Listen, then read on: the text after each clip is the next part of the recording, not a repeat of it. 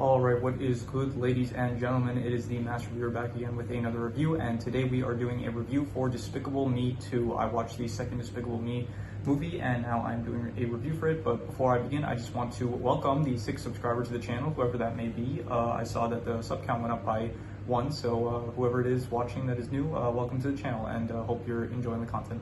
Anyway, with that said, let us just begin with the review, starting off with the characters. So in this movie, Steve Carell as Gru, he still does a great job. He's still a pleasure to watch anytime. He has the best lines. He just has this great accent that just is very fitting of the character. It is just a pleasure to watch him. Other than him, you have a lot of new characters, actually. You have Eduardo Perez, who he's the villain in this movie, and I don't really like him as much as Vector. Vector, he had like this very unique style to him, and Eduardo, he just doesn't really, he's El Macho. It doesn't really work as well as Vector. Vector, he just had this more unique kind of outlandish style to him, which I more so enjoyed.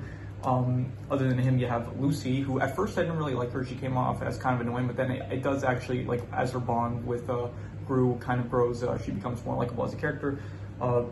Margot, Agnes, and Edith are in this once again, but after the first movie, like the first movie, they're an essential part of it, and it's like they're very much part of the plot. In this movie, it kind of just feels, and pretty much every movie after this, well, from what I remember, but I haven't watched the fourth movie came out like I think a year ago, and the third one came out not too long ago, so I still have it pretty fresh in my mind what they were about.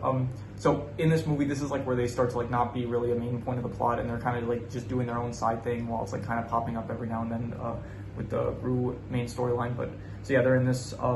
You have Dr. Nefario. He's in this. This is the last movie he's actually in the third one he doesn't end up showing up, and in the fourth one he is not in it either. So this is the final movie with him, and him as a character is, once again, he is a good character. And you also have Silas Ramsbottom, who is the boss of Gru and Lucy after Gru joins the AVL, the Anti-Villain League, and he's fine. He's not very he's not in the movie too much. When he is, he's kind of just like he's just there to basically insult Gru, like to make Gru feel kind of worthless and stuff. Ken Jeong is in this, which I did not realize on rewatch. I saw he was in this, but the first time I watched it, I did not realize that he was in this. He plays Floyd, just the weird guy that gets framed by El Macho for having PX, whatever it was called. Other than that, you have Antonio, who was just, I don't know, he was just the guy that Margot fell in love with, and he was just like basically to have something going on with Margot's character for this movie. You also have the evil minions, and I didn't really care for them too much. Like they very much, the conflict of this movie, like with them, it felt like in the last movie, it's like they had a really big thing with like stealing the moon. It's like very, very huge stakes. And in this one, it's like they were like, okay, we'll take the minions and then we'll turn them into an evil, indestructible army. And it just doesn't really feel as impactful as like stealing the moon from the last movie. So they worked fine, but like, I don't know, it wasn't as, it felt like ultimately, like there was one cool scene where it's like you saw like El Macho was testing, he was showing Gru like, look how powerful I am with these purple minions, and then he like drops like a car and like a bomb on it, like just all this like weaponry, fires at it, and he's indestructible. So I guess they do come off as like a threat to Gru. Like when Gru is being chased by them, it's like it does feel like, okay, like if he gets caught, it's gonna end badly for him. But ultimately, like they don't really feel too. They don't feel like as like a threat in terms of a plot device for the villain. Like they didn't work as well as like not even a plot device for the villain, but like as the I don't know, it just doesn't compare to like the last movie where it's like you had the stealing the moon, and then this one's just like evil minions, where it's like as the evil thing for the movie, I guess. So anyway, in terms of the character, I'm just gonna give them I'm gonna go with I'm gonna say 6.5. Like they were good. Gru still, as usual, steals the spotlight. He is just the best character of the movie. It is very fun to watch him. He's still a great father. He is still facing these challenges, and he is just entertaining to watch the entire way through. In terms of the plots, I didn't like this plot as much as the last movie. The last movie was very like very tight, very clean. It was like, okay, he needs money for a rocket, and he needs to steal the shrink ray. And then along this way, he's facing Vector, and the girls get involved, and he uses the girls to end up stealing the shrink ray. And he ends up building a rocket, and and the whole thing is like stealing the moon while also learning to care for the girls and stuff. And well, not learning to, but like he ends up caring for the girls, and then he ends up stealing the moon, and then realizing that it wasn't worth it and stuff. And then it was a great plot. I liked it a lot. And in this movie, it was like basically just Gru gets recruited by the AVL to find out who stole the PX serum, and then he works with Lucy at a mall to try to find out who it is, and and then finally he thinks it's El Macho, they think it's the Floyd guy, the hair guy, the Ken Jeong's character, and then Gru ends up being right, and then he was stealing like the minions, turning them purple and stuff to create an army. He doesn't even have a goal, like at least Vector was like stealing he didn't want to steal the moon, Gru wanted to steal the moon to like become like famous and stuff, and like because that's like an accomplishment, like stealing a world what's it called, the seven wonders of the world, whatever you call them, yeah, a landmark, yes, that's the word. So he stole the Egyptian pyramid at the start. Gru wants to steal the moon to one-up him, but in this, it's like you're making El Macho, he's making an army of evil minions. Like he says, it's to return to evil. What's his goal? He just says like if anyone tries to stop them, they're going to eat the city. So I'm assuming he's going to use this to like blackmail people into like giving him stuff, but I don't know, it didn't work for me. I didn't really like it as much as the last movie. So in terms of the plot, I'm just going to say it was, I don't know, I'll say it was, I'm thinking between, I'm thinking a 5. It was like, it wasn't good, it wasn't bad though, but honestly, no, I'm gonna be harsh with this. I'm just gonna give it a 4.5. I thought the plot it wasn't great. It was not good. So yeah, in terms of the setting, it's still a cool setting. It is still a very cool world. You have like a bit of expansion with the world, where it's like you have now the AVL, the Anti-Villain League, which for some reason they didn't do anything in the last movie when it's like Gru was stealing the moon. They just weren't around, I guess. So, but it's cool. You see like more of the world. You see, I guess, you see. I don't know, the mall is cool. The mall is it's a nice setting, I guess, the mall. You don't really see too much of Gru's house in this one, except you do see the backyard for the start with the birthday party, which, very cool birthday, by the way. Gru's a great father for setting that up.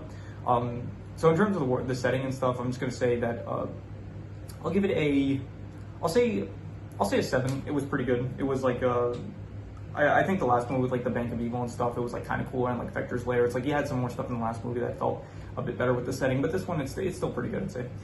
In terms of the art style, this one, it feels, so this is like, I don't know if I want to say prime illumination style, but this is very much where it's getting into the very safe illumination style. Like in the last one, it felt like, in the original Despicable Me, it felt a bit more like they're kind of still finding their footing, and this one, it's like they feel comfortable with the art style, it feels like. And I'd say I don't remember what I gave it in the art style in the last movie. I think this art style in this one, it feels slightly better.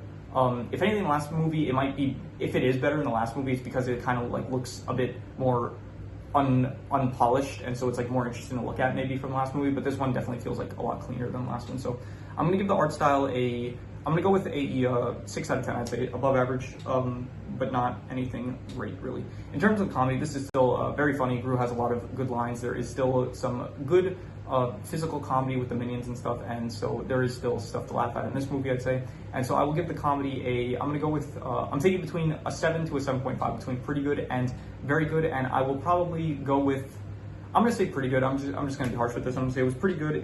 There were definitely a lot of good lines, and I will say there were a lot of adult jokes that I did not notice the first time watching. Like Gru, when he meets when he finds out Antonio's father is El Macho, he says like he's about to say what the F, and he says what the father. When he doesn't want to go on the date with Jill, and when he hears Jill knocking on the door, he like motions that he's like killing himself.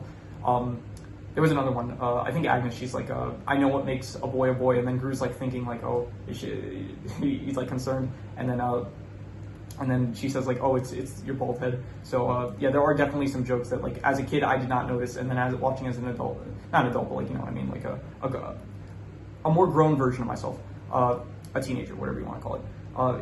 It is definitely more noticeable, these adult jokes, and so yeah, 7 out of 10 the comedy. In terms of the family stuff, it didn't feel as impactful as the last movie. It's like this one, it definitely has more of a focus on like the romance between Lucy and Gru, and so in terms of the family stuff, it's like there isn't really any. It's just more, it's really just I don't know. You do have moments where it's like Gru, it's like he is still a good father and stuff, but it doesn't feel as impactful as the last movie, where it's like he really truly learns to care for the girls. So in terms of the family, I'm just gonna say like 5.5. It was decent. It wasn't anything like the last movie though. In terms of action, there is more action in this one. Last one, it didn't really feel like there was action. It felt like it was mainly just characters using their gadgets and stuff, or like Vector using like the stuff in his lair to like stop Gru from getting in. So last movie, it felt more like there was it was more gadgets and stuff. This movie definitely does feel like there is some more action. Like you have El Macho with like going after Lucy and Gru, like when they break into a store. You have the final confrontation between Gru and El Macho and stuff. So there is definitely some more action in this one, and so I would probably give the action like I would say it's not anything amazing though. Still, it's still like just very standard kid just fight scenes and stuff. Nothing really too amazing or impressive. There aren't really any new gadgets either. Like there's the lipstick taser, which isn't anything really that cool. There's like the jelly guns, I guess, but they're, I don't know, not anything that's, you see the freeze ray every now and then, which is still, I guess, a cool thing to use. But overall, yeah, I'm just gonna give the action like a 5.5. It wasn't anything that really sticks out in your mind, so 5.5. In terms of the worst thing, I don't really know what I would say the worst thing is, and nothing really comes to mind, to be honest. So I guess I'm just going to reuse the worst score, which was the plot, which is a 4.5. And yeah, once again, the plot, it wasn't as great as the last one, so it wasn't even that good of a plot, to be honest. But yeah, whatever, 4.5, I guess. In terms of the best thing, I think the best thing is still just Gru's performance. Steve Carell as Gru. It's just a great character that you love to watch. And I would say, once again, Gru is, I think in the last movie I gave him like, I think he is still better in the last movie because he does like have an arc of like learning to care for the girls. In this one, it's like less so of an arc, and it's just kind of him learning to, it's kind of like him getting over his like fear of speaking to women. So because he has like childhood trauma of getting rejected as a kid from his crush.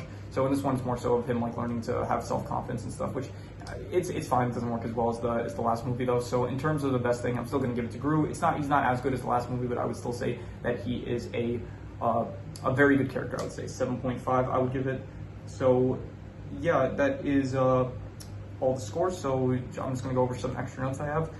There are some ducks in this movie, and I just felt like if this came out nowadays, they would absolutely have some references to Migration, the other elimination movie that came out not too long ago. I mentioned there's a lot of adult jokes that I noticed on rewatch. There's a lot of pop culture references too. They mentioned like Bruce Willis, Hugh Jackman. Like I did not realize that there were as many pop culture references as there are. The tortilla hat looks great, very cool design for a hat, and I would absolutely love to have one if I could. Lucy opened the door on a plane while it was flying. That is extremely dangerous, and it's one of those things, like in the last movie I said, like, oh, the moon shrinks, but the mass is supposed to stay the same, so it would be incredibly heavy. This is another one of those things where it's like, okay, it's not realistic, but just, it's a kid's movie, so we're just going to ignore the physics of it, so, yeah. There were some very cool shots, I will say, with the jelly gun of Gru. It's like in the final act of the movie where it's like he's shooting the purple minions to turn them back to normal. There are some very cool shots of him like in slow motion shooting them, so that was cool. I like the YMCA at the end, the dance party at like Gru and Lucy's wedding. That was cool. And I think this is the first.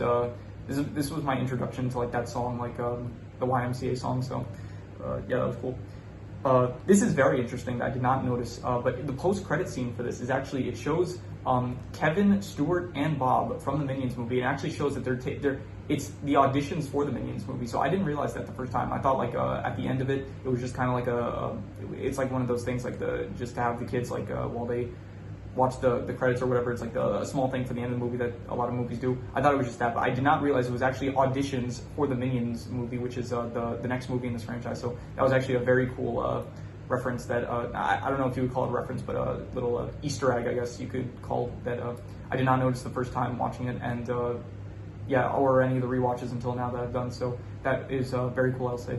And yeah, that is all the extra notes I have, so I'm going to do the calculations. So King Crimson. All right, so it ends up coming out to exactly a 6 out of 10, which would be above average, and I'm thinking about it, and I would probably give it between like a 6 to a 6.5, I'd say. I don't think I would end up going as high as to call it pretty good. I would probably say like between a 6 to a 6.5, and I'm going to be harsh with this. I'm just going to call it a 6. I think it's above average. It's definitely not as good as the first movie, but it's still, you know, it's definitely good for kids. Definitely, like, I enjoyed it as a kid. I still think there's enjoyment to get out of it as an adult. I keep saying adult. I don't view myself as an adult, but definitely as an older person, I'm sure adults could still enjoy this. Like, it is definitely there's some comedic bits and stuff. Everything I mentioned in this review here. Just if you want to hear it again, then rewatch the video. I guess it's good for views. Anyway, so yeah, that is pretty much all there is to it. So if you have any recommendations, any movies, video game stories, anime, shows, anything that you want me to review, leave it in the comments and I will maybe possibly check it out. But with that said, that is pretty much all there is to it. So let's leave it at that.